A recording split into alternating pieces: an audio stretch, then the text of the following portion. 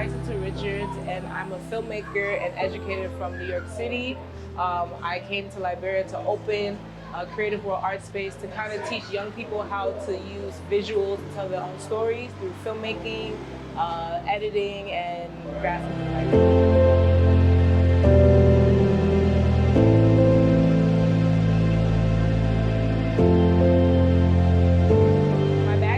My mom's a Liberian, my mom's a black woman, and my father's from Senegal.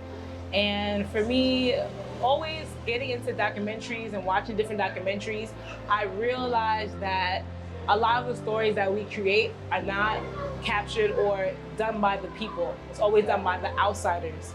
So the perception about Liberian stories are always about the war or devastation. So I figured that a lot of the young people, if we can control our media, and if we can control our own stories, maybe they can be a better outlook from the 14 years of devastation moving forward.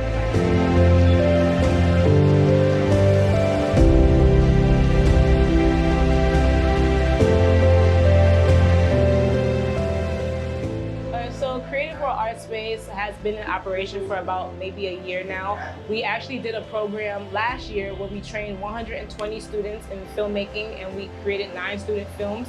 Basically, our program is to help young people come to a space to be creative thinkers, change makers, to create their own lane, their own stories, so that they can tell the stories about other people and their own personal stories to change their perception of their neighborhoods and their life in general.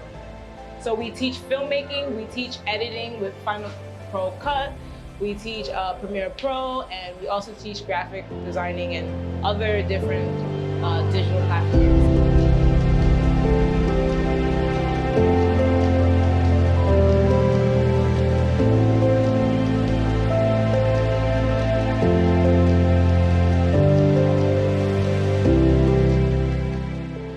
I know a lot of people, they always ask like why we chose Clara.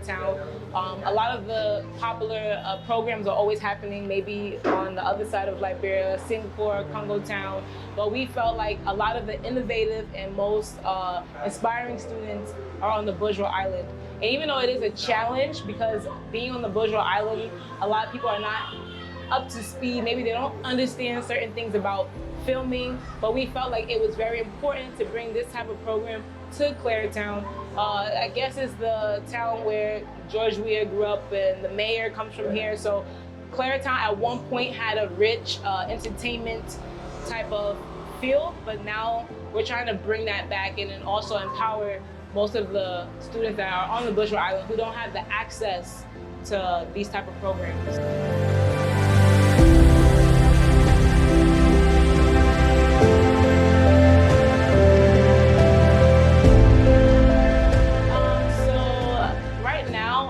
Program doesn't receive much funding. We don't have much funding right now, but we are fortunate enough for like a lot of the young Liberian Americans to give money through small fundraisers, grassroots fundraising.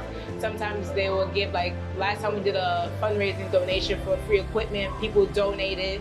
And we had like film companies in New York who probably help with little things like, okay, they'll pay to transport the barrels to Liberia or things like that. But right now, we don't have any government funding and things like that. But yeah, we're just surviving.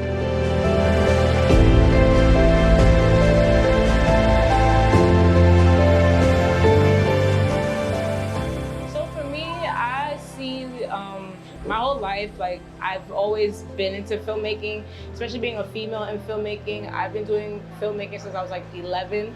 I've been video editing or doing computer since I was like about 6, and I know that especially being a woman in this type of field is very small. So I've always wanted to give back and to show people that there's a different type of person that can come and help you, or a different type of person that can show you that you can be who you want to be and not be discouraged. I know in Liberia, a lot of the young people here, they don't have the access to certain things, means of living, means of trying to find their own way. So this program, it really drives me to teach people how to be entrepreneurs, how to make their own money. Because in Liberia, you need to, instead of finding opportunity, you need to create your own opportunity. That's how Liberia works. So it's about changing the young people's mindset to understand that they can make their own ways, their own visuals, their own jobs, and be able to use filmmaking and use stories to travel the world.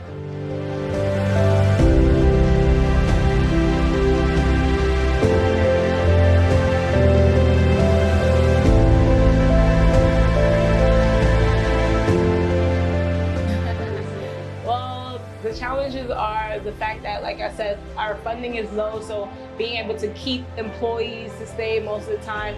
A lot of the students and families come to me for school fees and things like that. We did have, obviously security reasons, Bushra Island, there's not a lot of people who have a lot of things. So when they see things, maybe like laptops or little things might get missing. Another thing would be the fact that the price value for like tripods, cameras, when SD cards get missing, you're paying $60 for SD cards, or you're paying more, $80 for tripods. So like just trying to keep everything inclined and keep everything kind of secure, that's like the main thing that we kind of face.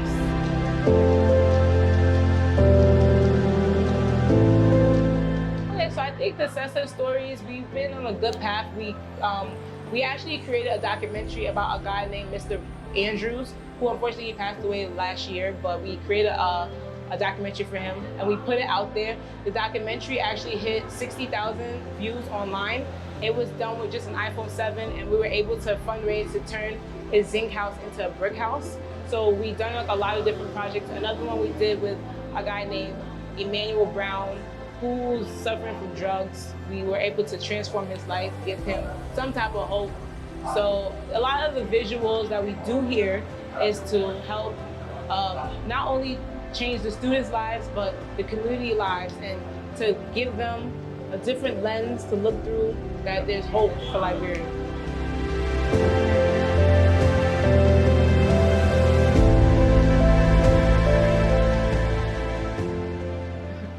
Well, it's a tricky thing. Everyone thinks I have money. Everyone thinks I come here with plenty of money and I'm rich and I have my organization has tons of money, but really I'm doing this out of my heart. Like I said, we don't have much, we don't have funding, barely. Even where I'm living presently, I'm living in Logantown, where a lot of people are like, well, you're from America, you're supposed to be living somewhere comfortably. But how I feel, you can't run a program like this while understanding the students' lives and where they come from. So the fact of me living in the community, going through like the trials and tribulations of getting on a bike, getting on a keke, sometimes in the middle of the night, people come into your window. It's all part of the experience. So, yeah.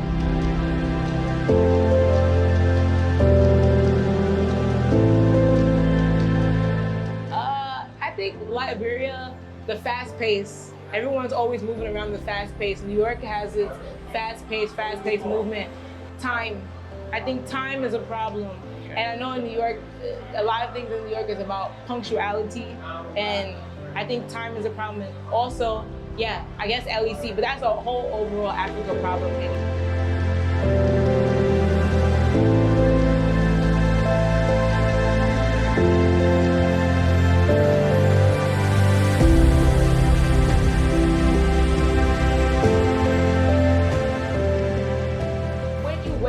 When you wake up in the morning and the first thing you hear in the morning is orange minutes, mobile minutes, put money on your phone. You don't hear that when you're in New York. So I think that moment right there, it tells you, okay, you're not on the soil, you're not in Liberia no more. So those little things, like seeing young people outside, the young kids playing together, people saying good morning. In New York, in America, people don't really say hello.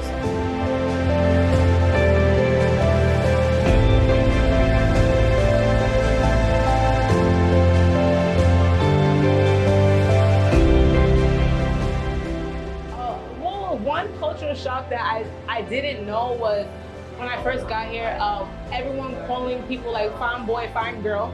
And you realize when one person says fine girl and they keep saying it, you're like, oh, okay, this is how people greet each other. So that was one cultural shock that I had. And also just the fact that motorcycles and kekes, everyone's just going anywhere they want to go. So that was one culture shock that I had. But overall, it still feels like home, just on a different continent.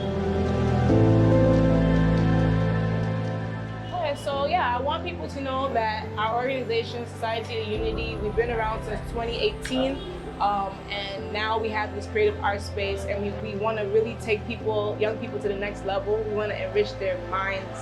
We really want them to create their own stories, and we want to hopefully this space can help them to create their own realities and help them to travel and help them to see the world in a bigger and broader.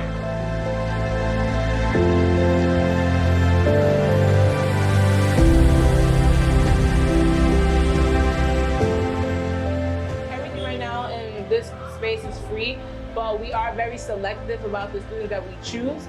So one thing I always tell them, even though something is free, I know in Liberia when something is free, sometimes people don't value it, but we always tell people if you come here and you have the mind to do it, work hard. That's all I want to see. I want to see people working, not sitting down, working to make it better for them. Because to do film is such a hard and technical. So a lot of the young people, they use YouTube, Instagram, we have our Facebook page, and we have a website. And then also we do a lot of street team events, and they go on different programs.